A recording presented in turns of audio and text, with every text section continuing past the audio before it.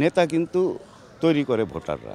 বেকার জীবনটা আর ভাল লাগে না। শিল্পী সমিতি কিন্তু দীপজল এবং মিশা সাহেবের দরকার না। তৃতীয় শ্রেণীর একটা লোক থাকে ঝগড়া লাগানোর জন্য। আমার জায়গাতে তারা কোঅপ করে কোষাধ্যক্ষ একজন নির্বাচিত করে ফেলেছিল। একরকম বাদের মতোই হয়ে গেছিলাম। ঠিক আছে, কোনো মিটিং মিশলে আমারে বলতো না, মেসেজ পাইতাম না। অনুভূতি তো একটা আছেই, বিজয়ের উল্লাস তো একটা আছেই।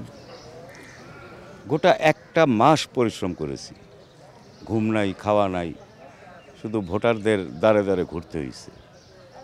সেই ভোটাররাই আবার তাদের মূল্যবান ভোট দিয়ে আমাদের প্যানেলের ২১ জনের মধ্যে ১৮ জনকেই তারা জয় করিয়েছে। তা আসলে একটা জিনিস কি না বললেই নয়, আমরা নেতৃত্ব দেই পাশ করে, নেতা কিন্তু তৈরি করে ভোটাররা। এই ভোটারদের ভোট পেয়েই কিন্তু আমরা নির্বাচিত হই।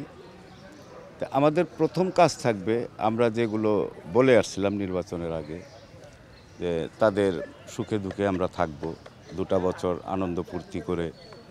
এবং সবচেয়ে বড় বিষয় হলো কাজ। বেকার জীবনটা আর ভাল লাগে না। আজকে আমার ঢাকা শহরে বাড়ি ভাড়া লাগে না। আমি মোটামুটি মধ্যম ফ্যামিলির ছেলে, অত ধনীও না। তারপর আল্লাহ অনেক সুখে রাখছে। তো যখন দেখি আমার একটা ভাই কাজ নাই, কাম নাই, একটু অসুখী আছে, তখনই মনটা ভাল লাগে না।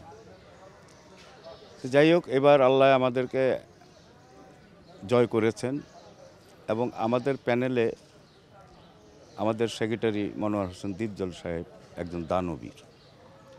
সে নির্বাচিত হয়ে যে করে তা না, আমি ৩০-৩৫ বছর ধরেই দেখতেছি সে করেই যাচ্ছে। এবং দেখেন আমাদের এফডিসিতে ১৭টা ১৮টা সংগঠন আছে, এমন কোনো সংগঠন নাই তার কাছে গিয়ে খালি হাতে ফেরত আসছে। শিল্পী সমিতি কিন্তু দীপজল এবং মিশা সাহেবের দরকার নাই। তারা স্টাবলিশ লোক। মিশা সওদাগরের ফুল ফ্যামিলি আমেরিকাতে থাকে, ঢাকা শহরে কয়েকটা বাড়ির মালিক। সে তো অভাবী না। তার মনের ভাবটা হলো আল্লাহ আমাকে সব কিছু দিছে, এখন আমি আমার শিল্পীদের জন্য আমি করব। আর দীপজল ভাই তো করেই যাচ্ছে। তো এখনে সামনে আমরা কাজ করতে চাই। আমাদের প্যানেলে প্রায় 14 থেকে 15 জন প্রডিউসারই আছে। এরা যদি বছরে এক একজন 2টা করেও করে, 12 মাসে 24টা ছবি হবে। কিন্তু তখন সাধারণ শিল্পীরা কিন্তু কাজ করে খাবে, কেউর কাছে আর হাত পাততে হবে না। তো এই 24টা ছবি যদি আমাদের প্যানেল থেকে আমরা করি, আরও তো প্রযোজক এগিয়ে আসবে, তাই না? যে না, এখন চলচ্চিত্র হচ্ছে।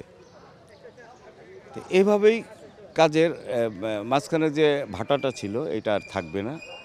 সামনে দেখতেছি আমরা যে উজ্জ্বল একটা ভবিষ্যৎ আমাদের চলচ্চিত্রে। এবং সারা বাংলাদেশে বিভিন্ন জায়গায় দীপজল ভাই নিজেই ডিজিটাল সিনেমা হল করবে, সে বলছে।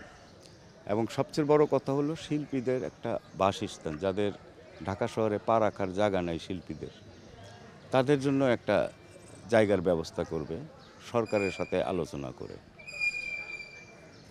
যদি আমরা একটা জায়গা পাই, তা আমাদের নিজের কিছু কিছু পয়সা দিয়ে কিন্তু আমরা ওই খড়কুটা দিয়ে হইলেও একটা মাথা গুজার ঠাঁই করতে পারবো নিজস্ব। এটা হলো সবচেয়ে আগের চেষ্টা থাকবে আমাদের। বাকিটা আল্লাহর উপরে। আশা তো অনেকেই করে, সব আশা তো আর হয় না। তা আমাদের এই প্যানেলের একটা শক্তি আছে, আমাদের নিজের বল আছে, বলতে পারি যে কিছু একটা হবে। ধন্যবাদ জানাই নিপুণ আক্তার এবং তার প্যানেলকে, যে তারা রেজাল্টের পরও তারা ছিলেন, ফুলের মালা বদল হয়েছেন। এটা মোটামুটি আমার ধারণায় 10 বছর পর এই জিনিসটা হয়েছে। তো এই জন্য ধন্যবাদ জানাই যে তারাও মেনে নিয়েছে। আসলে শিল্পীদের তো এইটাই হওয়া উচিত, তাই না? কিসের ঝগড়া বিবাদ? একই জায়গায় কাজ করি, তাই না? একই ফ্রেমে কাজ করি। কিছুদিন আগে আমি অপারেশন জ্যাকপট ছবির শুটিং করলাম, নিপুণ ম্যাডামের সাথে কো-আর্টিস্ট আমি। এখন এখন শুটিং হলে কি করব না? সে কি আমার সাথে করবে না? এইটাই শিল্পীদের হওয়া উচিত। আর ঝগড়াঝাটির ব্যাপারটা হয় কি, তৃতীয় শ্রেণীর একটা লোক থাকে ঝগড়া লাগানোর জন্য। এটা পৃথিবীর সৃষ্টি হওয়ার পর থেকেই এই লোকগুলো আছে, ঠিক আছে? শুধু ঝগড়া কিভাবে লাগাবে, ওদের কাজই এইটা। কিন্তু ওরা কিন্তু লাস্ট পর্যন্ত জয়ী হতে পারে না, পরাজয়ী হয়। এটা এবারের নির্বাচনে তো সবাই জানেন, বুঝে গেছেন যে আসলে জয় জয়ই হয় আর পরাজয় পরাজয়ই হয়। তো এবার আমরা এফডিসির এমডির সাথেও আমরা বসবো, কারণ আমরা যখন বাইরে থেকে ক্যামেরা লাইট টাইট এগুলা নেই, আমাদের কিন্তু কষ্ট কম পড়ে। আর এফডিসি কিন্তু প্রত্যেকটা জায়গায় ডাবল রিডাবল করে ফেলেছে। চলচ্চিত্র বাঁচাতে হলে এফডিসির শুটিং আবার দিন রাত 24 ঘন্টা হবে, কিন্তু বিল টিল কমাতে হবে। আমরা ক্যাশ পয়সা দিয়ে এই কাজ করব, কিন্তু কম রাখতে হবে, তাহলে ছবির সংখ্যা বাড়বে। আর যদি না করে তাহলে ওই বাইরে বাইরে শুটিং করবে, বাইরে থেকে ক্যামেরা, বাইরে থেকে আপনার সব কিছু নেবে, এফডিসি তো অন্ধকার থাকবে। জায়েদ খানের সদস্য পদটা কি আবার ফিরিয়ে দেওয়া যায় কি না, তো এটা মিটিংয়ের মাধ্যমেই আমার প্রেসিডেন্ট সেক্রেটারি আছে, আমরা কার্যনির্বাহী বা কার্যকরী পরিষদের সবাই একটা মিটিং করে হয়তোবা এইটা সিদ্ধান্ত হবে আর কি।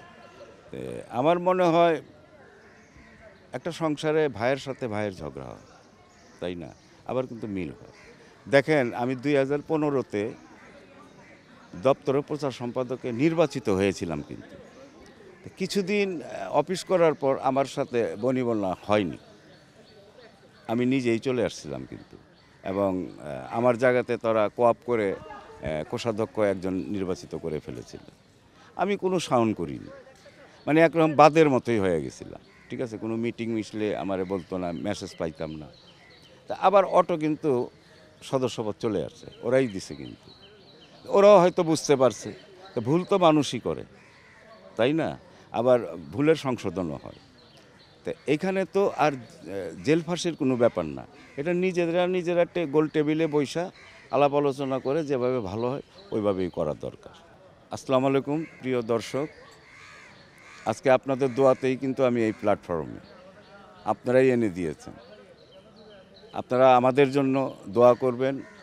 আপনাদেরও দোয়া ছিল, হয়তো ভোট দিতে পারেননি, কিন্তু ফেসবুক বা ইউটিউবে দেখেছি আপনারাও আমাদের প্যানেলের জন্য, যে আমাদের প্যানেলটা আসুক, অনেক আগ্রহ করেছেন, আপনারা দোয়া করেছেন। আমরা যেমন সাকসেস হয়েছি, আপনারাও সাকসেস হয়েছেন। আমাদের প্যানেলের জন্য দোয়া করবেন যেন আমরা আবার নতুন করে কাজ শুরু করতে পারি। আপনারা নতুন নতুন ছবি সিনেমা হলে যায় দেখবেন, এবং ইনশাল্লাহ বড় বড় ছবি আমাদের ক্যাবিনেট থেকে আমার অনেক ভাই প্রযোজক আছে, তারা শুরু করবে। আর আমাদের ফুল প্যানেলের জন্য আবার বলছি দোয়া করবেন যেন আমরা 2টা বছর সুন্দরভাবে সবাইকে নিয়ে হাসি খুশিভাবে 2টা বছর পার করতে পারি।